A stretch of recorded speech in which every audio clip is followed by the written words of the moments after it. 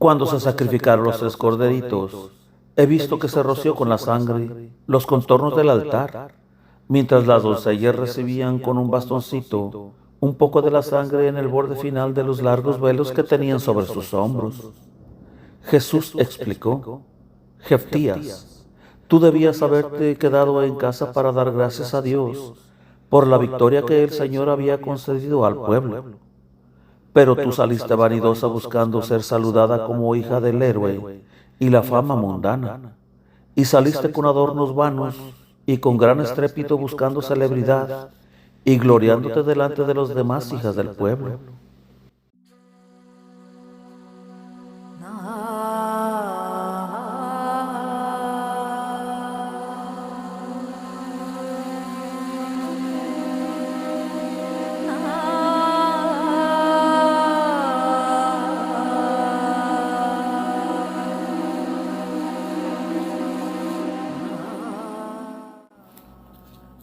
Ana Catalina Emmerich, Visiones y Revelaciones Completas, cuarta parte. La vida de Jesucristo y de su Madre Santísima, época cuarta. Desde la conclusión de la primera Pascua hasta la prisión de Juan Bautista. 58. La fiesta de la hija de Jefté. Jesús tomó parte en una gran fiesta que se hacía en conmemoración del sacrificio de la hija de Jefté.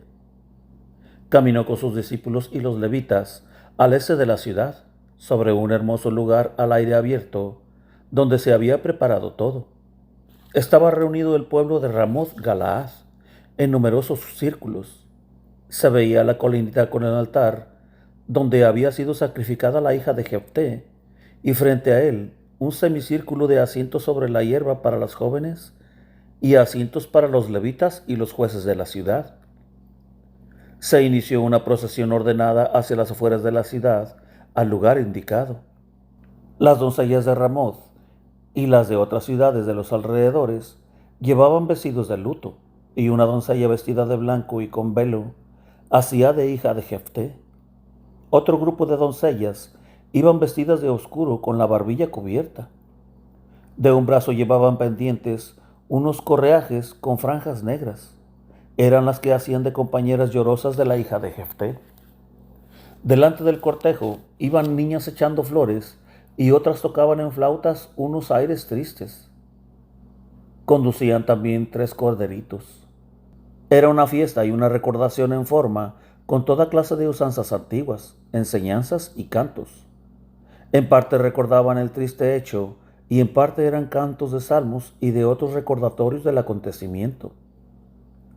La que hacía de hija de Jefté era cantada y consolada en coro por las compañeras, y ella misma pedía ser sacrificada. Los levitas y los ancianos celebraron un consejo sobre el caso con cantos apropiados, y ella misma se adelantó recitando algunas palabras, donde pedía se cumpliese el voto de su padre. Traían rollos de los cuales leían trozos, y otras partes recitaban de memoria. Jesús mismo tomó parte en esta fiesta, fungía de sumo sacerdote o juez en el caso. Dijo algunas de las fórmulas acostumbradas y otras enseñanzas. Se sacrificaron 3 corderos, rociando con la sangre en torno del altar, y la carne asada se repartió entre los pobres del lugar. Jesús habló a las doncellas sobre el tema de la vanidad, y de sus palabras entendí que la hija de Jefté hubiera podido ser declarada libre de la muerte si no hubiese sido tan vanidosa.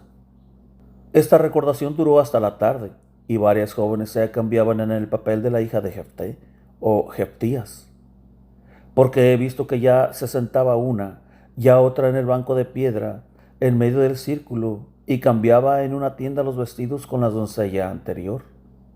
Estaba vestida como una joven Jeftías en su sacrificio. El mausoleo de Jeftías estaba todavía sobre la colinita y el sacrificio de los corderos al lado. Este mausoleo era un sarcófago cuadrado que se destapaba por arriba. Cuando la grasa y las partes del sacrificio estuvieron quemadas, el resto de las cenizas y los desperdicios se llevaron al mausoleo cercano y lo sostuvieron sobre la abertura, de modo que la ceniza y los restos caían en el mausoleo. Cuando se sacrificaron los 3 corderitos, He visto que se roció con la sangre los contornos del altar, mientras las doncellas recibían con un bastoncito un poco de la sangre en el borde final de los largos velos que tenían sobre sus hombros. Jesús explicó: Jeftías, tú debías haberte quedado en casa para dar gracias a Dios por la victoria que el Señor había concedido al pueblo. Pero tú saliste vanidosa buscando ser saludada como hija del héroe y la fama mundana, y saliste con adornos vanos y con gran estrépito buscando la celebridad y gloriándote delante de las demás hijas del pueblo. Cuando terminaron estas fiestas, todos se fueron a un lugar de recreo cercano, donde, bajo emparramados y arcos de sombra, se había preparado una comida. Jesús intervino también en esta parte de la fiesta, y se sentó en una mesa donde eran servidos los pobres del lugar, y contó allí algunas parábolas. Las doncellas comieron también en este lugar, pero estaban separadas de los hombres por divisiones. Estando sentados no se veían las mesas de ellas, pero de pie se veían, porque eran de poca altura las divisiones. Después de la comida fue Jesús con sus discípulos, los levitas y muchos otros del pueblo a la ciudad. Le esperaban muchos enfermos, a los cuales sanó, entre ellos lunáticos y melancólicos. Luego enseñó en la sinagoga sobre Jacob y José, y la venta de éste a los egipcios, y añadió: un día otro también será vendido por uno de sus hermanos. También éste recibirá después a sus hermanos arrepentidos, y los consolará en el tiempo de la carestía con el pan de la vida eterna. Luego, la misma tarde, preguntaron algunos paganos a los discípulos humildemente si podrían también ellos tener alguna parte en el gran profeta. Y los discípulos se lo dijeron al Señor, el cual les prometió ir mañana a su ciudad. Jefté fue hijo de una mujer pagana echado de Ramoth por los hijos legítimos de su padre, y vivió en la cercana comarca de Tob en compañía de soldados y gente de presa. Ramoth se llama también Maspa. Jefté tenía de su difunta mujer pagana una hija única, de hermosa apariencia, prudente, pero muy vana. Jefté era un hombre decidido, fuerte y de mucha valentía, deseoso de triunfos, y mantenía invariable su palabra dada. Aunque era judío de nacimiento, era en verdad un guerrero pagano. Era en este caso un instrumento en las manos de Dios. Lleno de ansias de gloria, deseoso de vencer y ser cabeza de su pueblo, del cual había sido echado, hizo el voto solemne de sacrificar a Dios a aquella persona que primero le saliera al encuentro de su casa. Como no amaba mucho a los demás de su casa, no pensó que podía salirle precisamente su hija. Este voto no agradó al Señor, pero se hizo, y su cumplimiento debía servir de castigo a él y a su hija, para acabar con su descendencia en Israel. Esta hija se habría maleado probablemente con la vanidad de la victoria y con la exaltación de su padre. En cambio, entonces hizo 2 meses de penitencia y murió por Dios, y esta pérdida trajo al padre al buen camino y a su mejoramiento.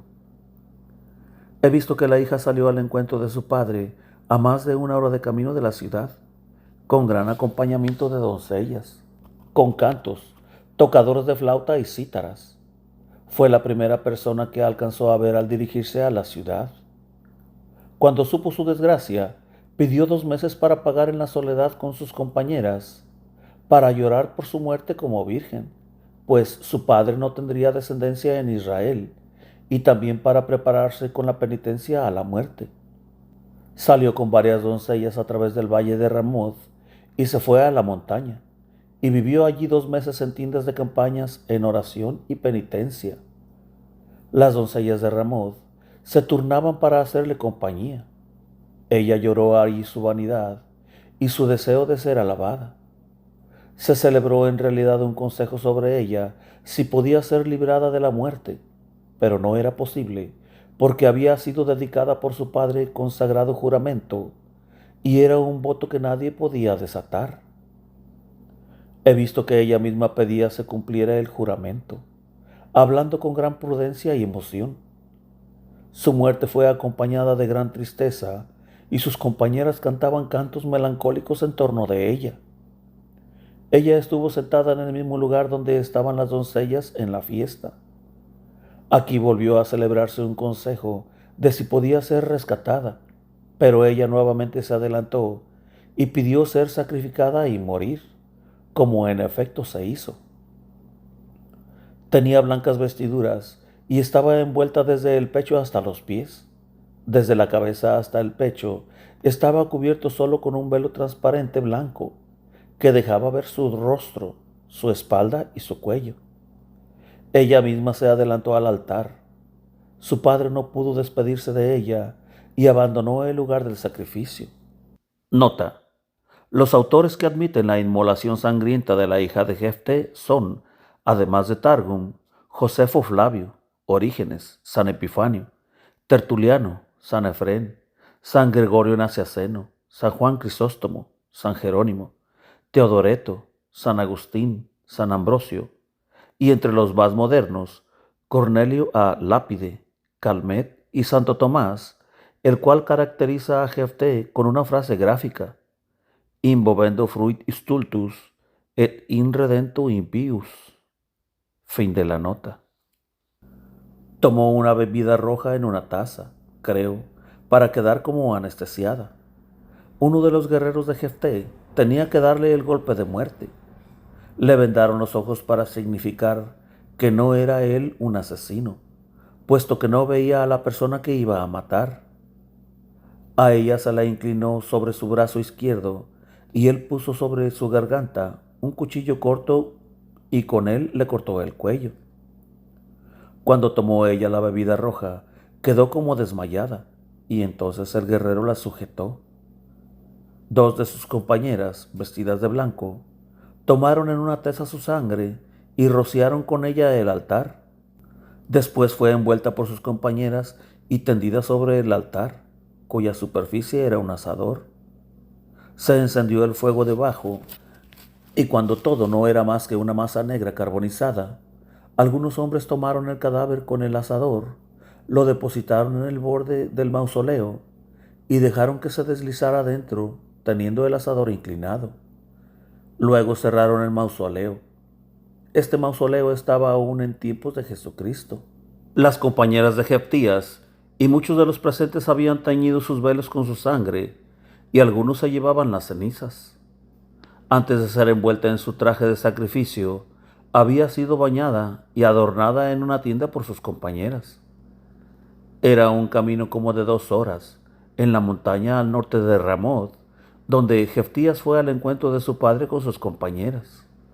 Cabalgaban en pequeños asnos, adornados con bandas y campanillas que sonaban al caminar. Una cabalgaba delante de Jeftías y 2 a su lado. Luego seguían los demás con cantos y estruendos. Cantaban el cántico de Moisés con motivo de la perdición de los egipcios. Cuando Jefté vio a su hija, rasgó sus vestiduras y quedó desconsolado en extremo. Jeftías, en cambio, no se mostró tan desconsolada. Permaneció silenciosa cuando oyó su destino. Cuando salió para el desierto con sus compañeras, que habían llevado alimentos de ayuno, habló su padre por última vez con ella. Era esto el principio del sacrificio. Le puso las manos sobre la cabeza, como se hacía con las cosas que habían de ser sacrificadas, y dijo estas solas palabras: Ve, tú no tendrás a ningún hombre. Y ella contestó: Sí, yo no tendré a ningún hombre. Y no hablaron más. Después de la muerte, dedicó a ella y a la victoria un hermoso recuerdo en Ramoth, con un pequeño templete encima, y ordenó una fiesta de recordación cada año en el mismo día, para conservar la memoria de su triste juramento, para aviso a todos los osados. Jueces 39:40. La madre de Jefté había sido una pagana hecha judía, y la mujer de Jefté era hija de una pagana y de un hombre judío nacido fuera del matrimonio. Su hija no estaba cuando fue echado de su patria y vivió en el país de Tob, porque había quedado todo el tiempo en Ramoth con su madre, que entre tanto había muerto. Jefté no había estado aún en su ciudad natal desde que había sido llamado por sus conciudadanos. En el campamento de Mizpa había concertado el plan, juntando gente, y no había ido a su casa ni a ver a su hija. Cuando hizo el juramento, no pensó en su hija, sino en los parientes que le habían echado de su casa, y por eso fue por Dios castigado. Esta historia la pueden verificar en la Biblia, en el libro de Jueces, desde el capítulo 10 al 12.